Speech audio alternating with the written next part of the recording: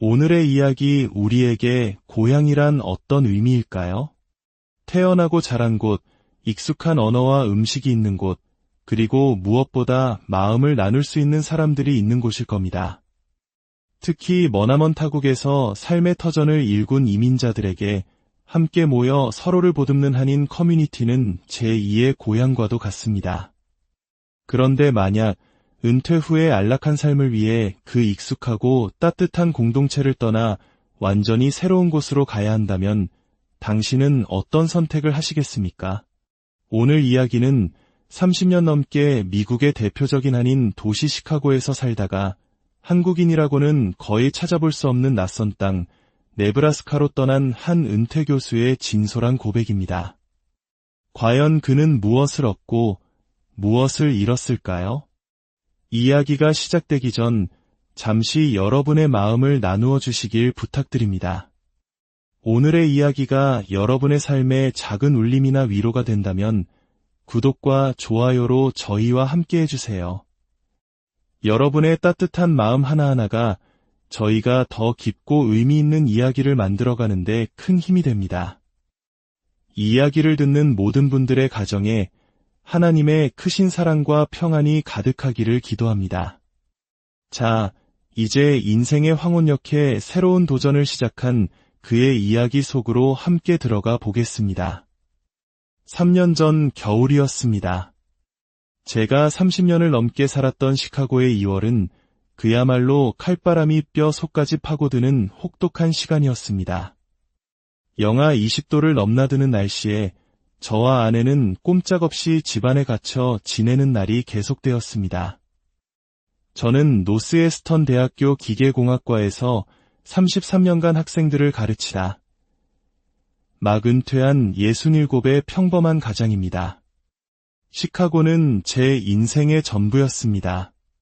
정들었던 한인교회, 언제든 고향의 맛을 느낄 수 있었던 한인마트, 그리고 희로애락을 함께 나누던 소중한 교우들과 친구들.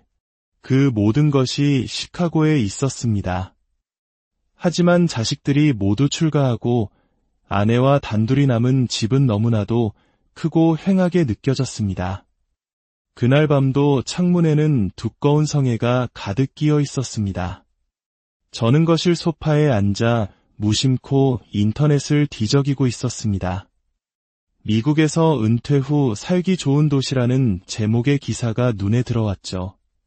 플로리다, 애리조나, 텍사스, 늘 들어오던 익숙한 이름들 사이에서 유독 낯선 이름 하나가 제 시선을 사로잡았습니다. 바로 네브라스카주 오마하였습니다.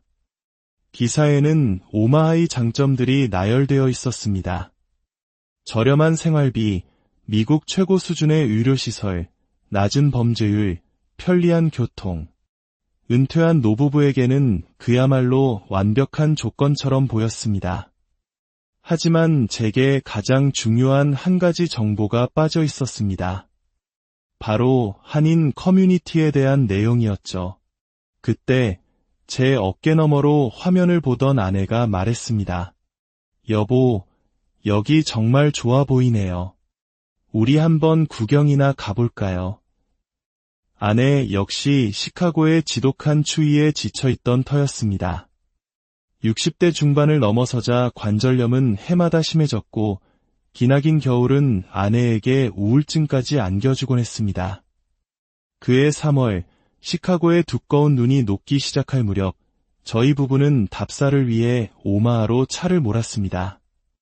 시카고에서 꼬박 7시간이 걸리는 거리였습니다.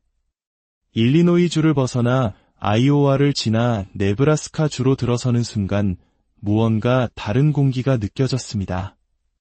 꽉 막혔던 도로 대신 한산한 길이 나타났고 빌딩 숲에 가려졌던 하늘은 끝없이 넓게 펼쳐져 있었습니다.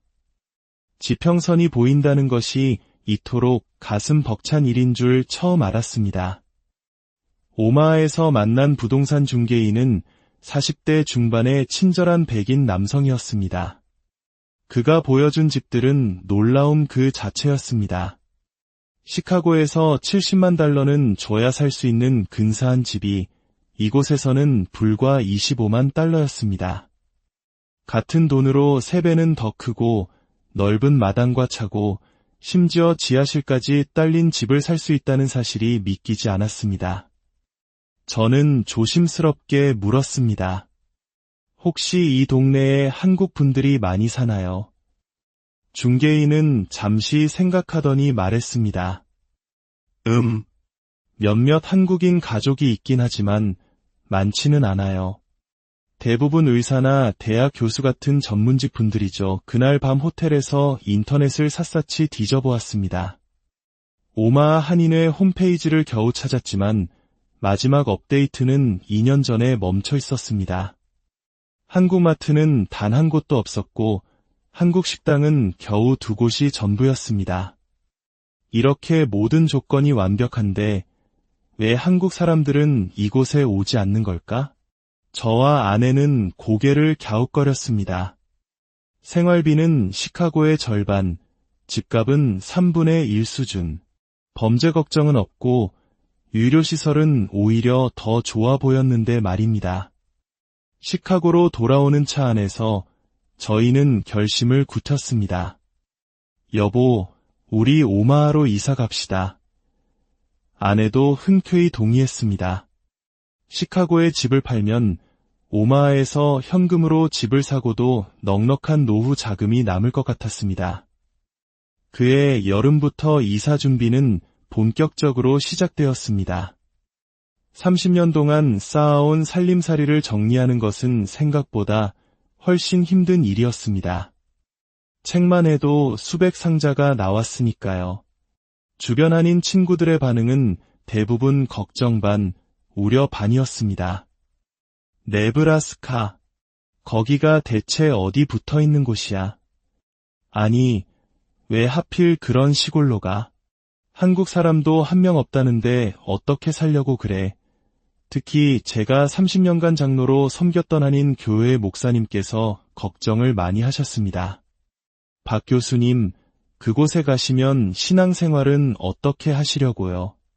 한국말로 마음 편히 예배드릴 수 있는 교회가 있기는 합니까? 솔직히 저도 그 부분이 가장 마음에 걸렸습니다. 30년 동안 내 삶의 중심이었던 한인 교회를 떠나 영어로 예배를 드리는 미국 교회에 나가야 한다는 사실이 큰 부담으로 다가왔습니다. 하지만 결정은 이미 내려졌고 그해 9월 저희는 마침내 세대의 이사 트럭에 짐을 싣고 오마하로 향했습니다. 시카고를 떠나던 날 30년의 세월이 고스란히 담긴 동네를 마지막으로 둘러보았습니다. 정들었던 한인마트, 단골이었던 한국 식당, 그리고 눈물과 기도로 함께했던 우리 교회. 그 모든 것이 사무치게 그리워질 것임을 직감했습니다. 오마하의 새집 앞에 도착한 첫날 주변을 둘러보았습니다. 세상이 이렇게 고요할 수 있을까? 시카고의 끊임없는 소음에 익숙해진 제 귀에는 마치 세상의 모든 소리가 멈춘 듯했습니다. 이웃집과의 거리도 넉넉했고 앞마당은 시카고 집의 5배는 좋게 되어 보였습니다. 첫 주는 정신없이 흘러갔습니다. 전기, 가스, 인터넷을 연결하고 은행 계좌를 옮기고 주소를 변경하는 등 할 일이 태산 같았죠. 하지만 2주째부터 예상치 못한 문제가 찾아왔습니다.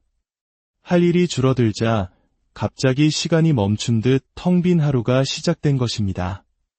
가장 먼저 닥친 현실적인 문제는 음식이었습니다. 김치가 떨어져 가는데 어디서 사야 할지 막막했습니다. 인터넷으로 아무리 검색해도 오마하에는 한국마트가 없었습니다. 가장 가까운 곳이 차로 3시간이나 걸리는 캔자스시티였습니다. 결국 저희 부부는 한 달에 한 번 하루를 꼬박 투자해서 캔자스시티로 김치 원정을 떠나기 시작했습니다. 그 다음은 교회 문제였습니다. 수소문 끝에 오마하에 작은 한인 교회가 하나 있다는 소식을 듣고 찾아갔습니다. 어느 교회의 지하실을 빌려 쓰는 작은 공간이었고 교인은 전부 합쳐 15명 남짓이었습니다. 목사님도 따로 계시지 않고 평신도 한 분이 돌아가며 말씀을 전하는 모임이었습니다. 500명이 넘는 교회에서 장로로 섬겼던 제게는 모든 것이 낯설고 어색했습니다. 하지만 한국말로 찬송을 부르고 기도할 수 있다는 것만으로도 큰 위안이 되었습니다. 하지만 그 무엇보다 저희 부부를 힘들게 한 것은 바로 외로움이었습니다. 시카고에서는 매일 누군가와 한국말로 대화했습니다.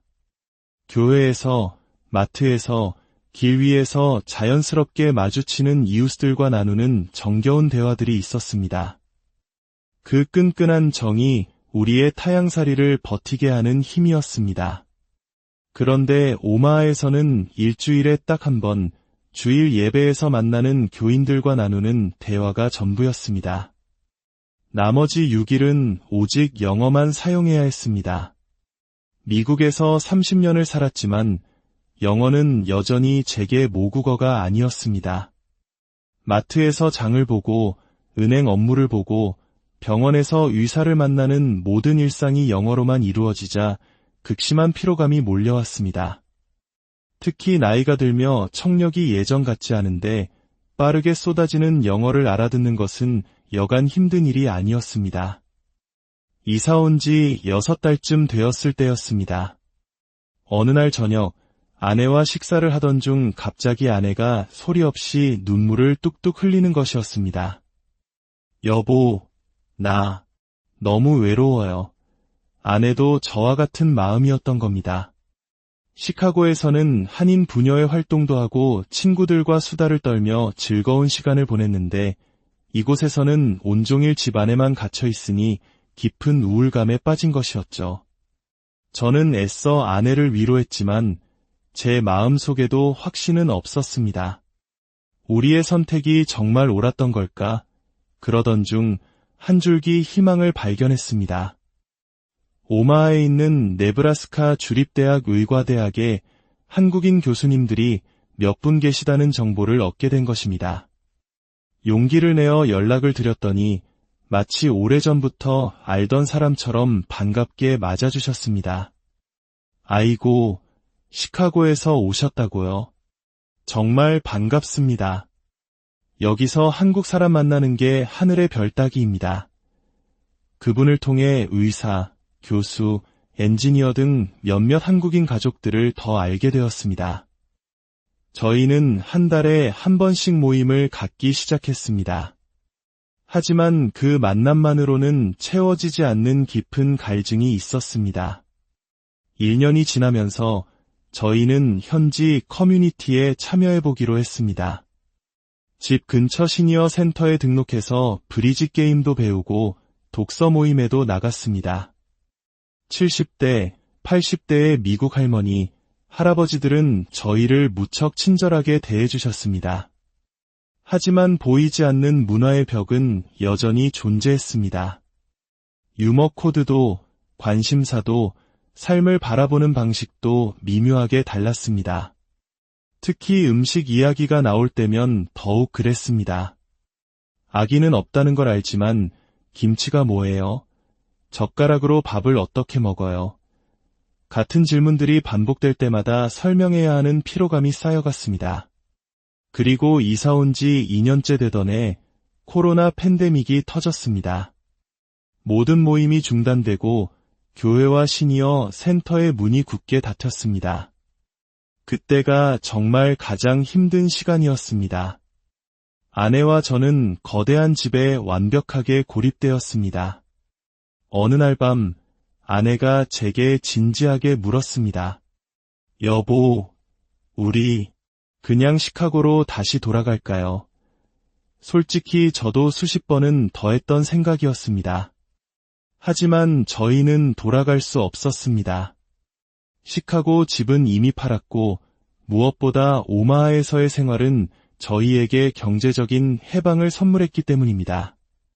시카고에서는 매달 각종 세금과 관리비로 $3,000가 넘게 나갔지만 오마하에서는 $1,000면 충분했습니다. 유료 보험료는 훨씬 저렴했고 병원비도 30%나 쌌습니다. 특히 제가 심장 시술을 받았을 때 오마하 의료 시스템의 우수성을 온몸으로 느꼈습니다. 대기 시간은 짧았고 의사들은 충분한 시간을 갖고 친절하게 설명해 주었습니다. 그리고 가장 큰 장점은 범죄에 대한 걱정이 전혀 없다는 것이었습니다. 시카고에서는 해가 지면 외출하기가 두려웠지만 이곳에서는 밤 10시에도 아내와 함께 편안하게 산책을 즐길 수 있었습니다. 코로나가 잠잠해진 작년부터 저희는 좀 더 적극적으로 세상 밖으로 나가기 시작했습니다. 도서관 독서 모임에 참여하고 골프도 배우기 시작했습니다. 골프장에서 만난 은퇴한 미국인 친구들과 친해져 매주 함께 라운딩을 하는 모임도 생겼습니다. 처음에는 어색했던 영어 농담도 이제는 자연스럽게 주고받을 정도가 되었습니다. 한국 음식 문제도 조금씩 해결책을 찾았습니다. 인터넷으로 한국 식재료를 주문하고 김치는 아내가 직접 담그기 시작했습니다. 코로나 기간 동안 집에서 요리를 연구한 덕분에 이제는 아내의 김치 솜씨가 제법 일품입니다. 그리고 놀라운 발견을 했습니다. 이곳 미국 사람들이 생각보다 한국 문화에 관심이 많다는 것이었습니다. 바로 한류 덕분이었죠. 어느 날 이웃집 할머니가 제게 오징어 게임을 봤냐고 묻더군요. 그런 작은 대화들이 쌓이면서 저희는 조금씩 이곳의 일부가 되어가고 있었습니다. 네브라스카에 산 지 3년. 저는 이제 확실히 말할 수 있습니다. 왜 대부분의 한국인들이 네브라스카를 기피하는지를요. 첫째는 정보 부족입니다. 대부분의 한국인들에게 네브라스카는 옥수수밭만 있는 시골이라는 편견이 강합니다. 둘째는 한인 커뮤니티의 부재입니다. 한국마트, 한국식당, 한인 교회가 없는 곳에서의 정착을 두려워합니다. 셋째는 자녀 교육 문제입니다. 교육 환경이 좋은 대도시를 선호하는 한국 부모들에게 네브라스카는 매력적인 선택지가 아닙니다. 넷째는 직업의 한계입니다. 대기업이나 연구기관이 많지 않아 전문직이 일자리를 찾기 어렵다고 생각합니다. 이 모든 이유가 사실입니다. 하지만 저는 이것이 이야기의 전부는 아니라고 말하고 싶습니다.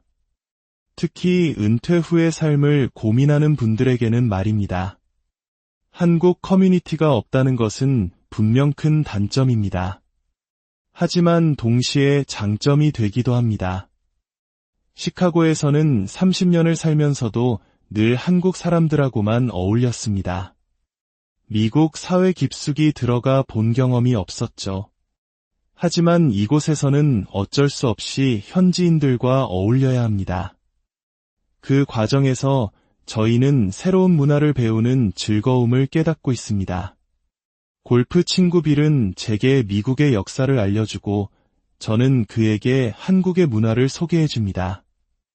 이웃집 마사 할머니는 아내가 담가준 김치 맛에 반해 이제는 직접 김치 담그는 법을 배우고 있습니다. 그 대신 할머니는 아내에게 맛있는 애플파이 만드는 법을 가르쳐 주었죠. 이런 소소한 문화 교류는 시카고에서는 결코 경험하지 못했던 기쁨입니다. 무엇보다 스트레스가 사라졌습니다.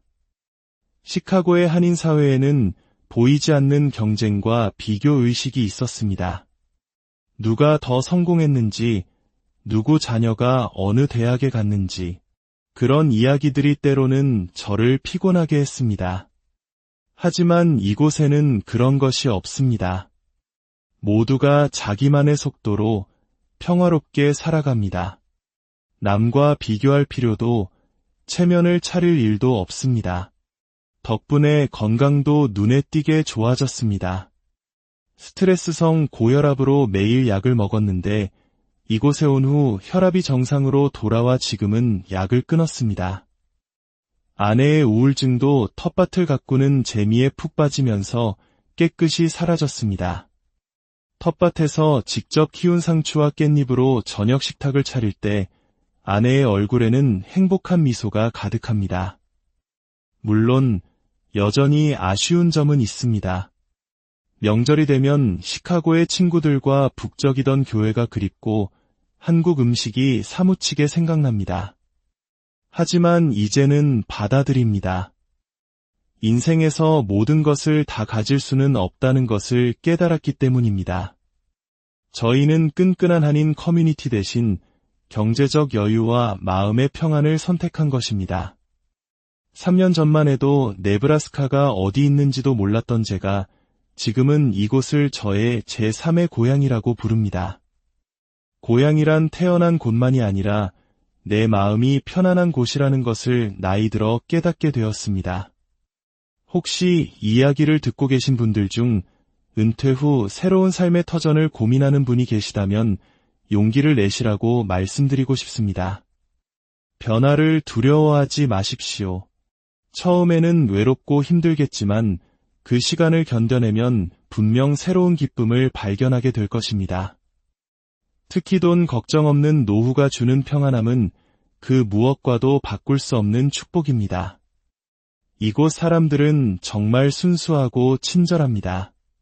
도시의 각박함 대신 이웃 간의 따뜻한 정이 살아있습니다.